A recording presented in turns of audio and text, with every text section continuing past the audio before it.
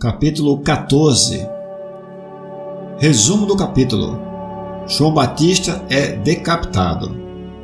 Jesus alimenta 5.000 e anda sobre o mar. Aqueles que tocam na orla das suaves vestes são curados.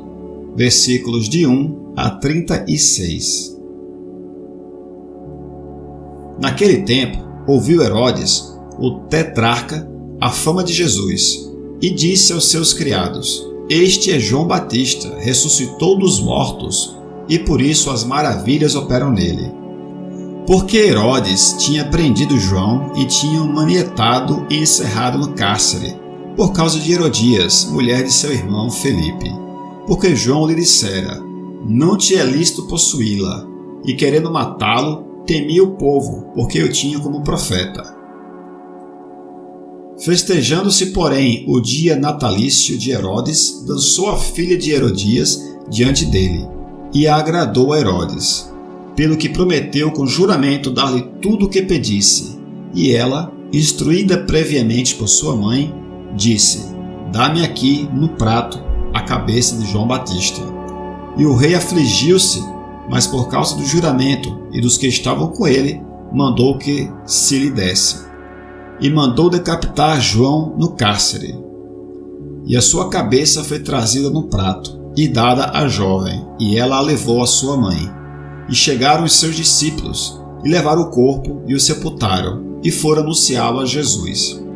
E Jesus, ouvindo isso, retirou-se dali num barco para um lugar deserto, apartado, e sabendo o povo, seguiu a pé desde as cidades.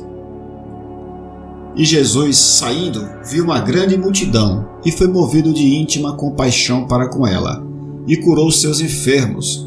E caindo a tarde, os seus discípulos aproximaram-se-lhes, dizendo: O lugar é deserto, e a hora é já avançada. Despede a multidão, para que vão pelas aldeias e compre comida para si.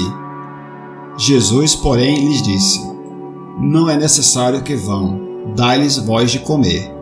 Então eles lhe disseram: Não temos aqui senão 5 pães e 2 peixes.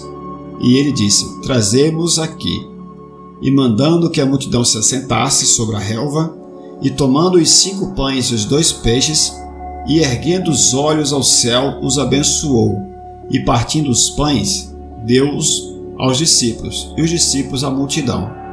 E comeram todos, e saciaram-se, e levantaram dos pedaços que sobejaram 12 cestos cheios.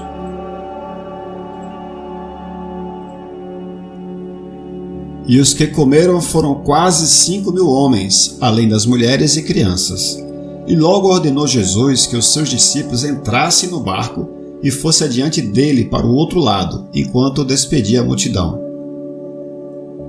E, despedida a multidão, subiu ao monte para orar à parte, e chegando já o entardecer, estava ali só.